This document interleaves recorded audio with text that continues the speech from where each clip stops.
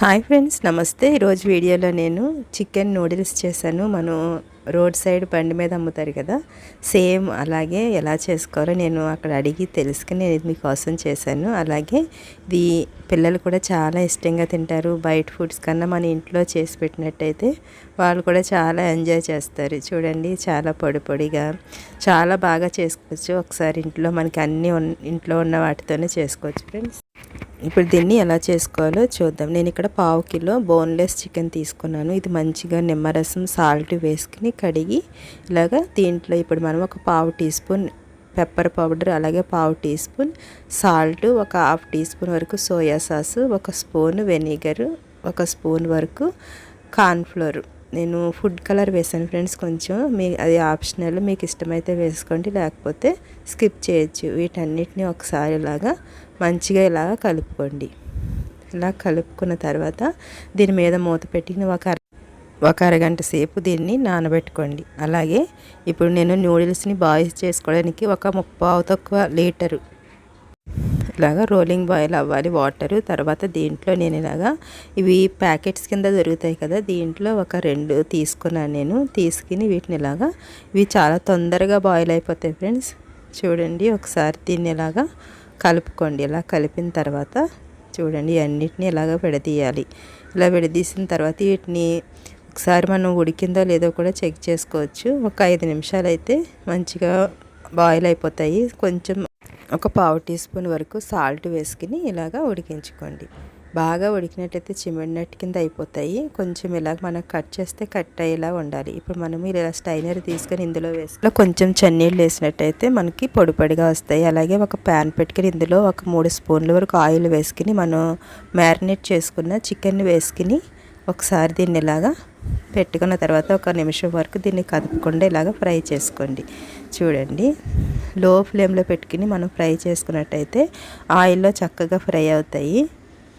మీకు ఇంకా చిన్నగా కావాలి చికెన్ అంటే కనుక ఒక చిన్నగా కూడా మీరు కట్ చేసుకోవచ్చు. చూడండి, చికెన్ చక్కగా ఉడికిపోయింది. ఇలా ఉడికిన తర్వాత ఇప్పుడు దీంట్లో ఒక 1/2 టీ స్పూన్ వరకు అల్లం వెల్లుల్లి పేస్ట్ వేసాను. అలాగే నేను పచ్చిమిర్చి, కరివేపాకు, ఆనియన్స్ని చక్కగా పొడవుగా ఇలా కట్ చేసుకోండి. ఇప్పుడు మనం ఫుల్ ఫ్లేమ్లో పెట్టుకుని వీటి వెజిటేబుల్స్ అన్నిటినీ ఇలాగా ఉడికించుకోవాలి.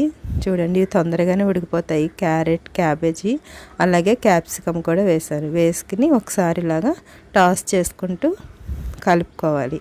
ఇలా కలిపిన తర్వాత ఇప్పుడు దీంట్లో ఒక 1/2 టీ స్పూన్ సాల్ట్, ఒక 1/2 టీ స్పూన్ పసుపు వేసాను. అలాగే మసాలా కారం వేసాను ఒక 1/2 టీ స్పూన్. అలాగే మ్యాగీ మసాలా ఉంటుంది కదా, అది ఒక 2 స్పూన్లు వేసుకోండి. వేసుకుని ఇదంతా బాగా కలిసేటట్టు కలుపుకోవాలి. ఇలా కలిపిన తర్వాత మనం నూడిల్స్ని ఇందులో వేసుకున్నాం కదా, వీటిని దీంట్లో వేసుకుని ఇదంతటిని ఇలాగా విడదీసుకోవాలి. చేత్తో ఇలాగా విడదీసుకుని ఒకసారి కింద నుంచి దీన్ని ఇలాగా కలుపుకోవాలి.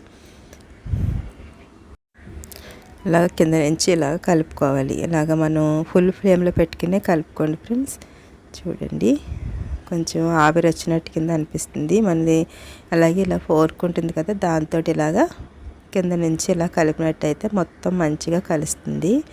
చూడండి, దీంట్లో ఎప్పుడు 1/2 టీ స్పూన్ పెప్పరు, అలాగే వెనిగర్ ఒక 1/2 teaspoon, green chilli sauce ఉంటుంది కదా ఒక 1/2 టీ స్పూన్, అలాగే సోయా సాస్ ఒక 1/2 టీ స్పూన్ వేసుకుని కొంచెం కొత్తిమీర వేసుకుని ఇదంతా ఒకసారి మళ్ళీ కలుపుకోవాలి.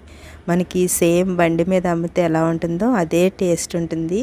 నేను రోడ్ సైడ్ బండి మీద అబ్బాయిని అడిగి చేశాను. ఇది ఒకసారి చూడండి, చాలా టేస్టీగా ఉంటుంది ఫ్రెండ్స్. మన ఇంట్లో మనమే చేసినట్టయితే మా పిల్లలు బయట ఫుడ్కి ఇష్టపడరు. ఇలా అయిన తర్వాత స్టవ్ ఆఫ్ చేసుకోండి. ఆఫ్ చేసుకున్న తర్వాత ఇలాగా ప్లేట్లోకి తీసుకుని ఆనియన్స్, అలాగే కొత్తిమీర వేసుకుని ఇలా గార్నిష్ చేసి పిల్లలకి ఇచ్చినట్టే చాలా హ్యాపీ ఫీల్ అవుతారు. అలాగే మీరు ఫస్ట్ టైం నా వీడియో చూస్తున్నట్లయితే ప్లీజ్ సబ్స్క్రైబ్ చేసుకోండి. అలాగే మీ ఫ్రెండ్స్ అండ్ ఫ్యామిలీస్కి షేర్ చేయండి, అలాగే లైక్ చేయండి. Okay friends, thanks for watching.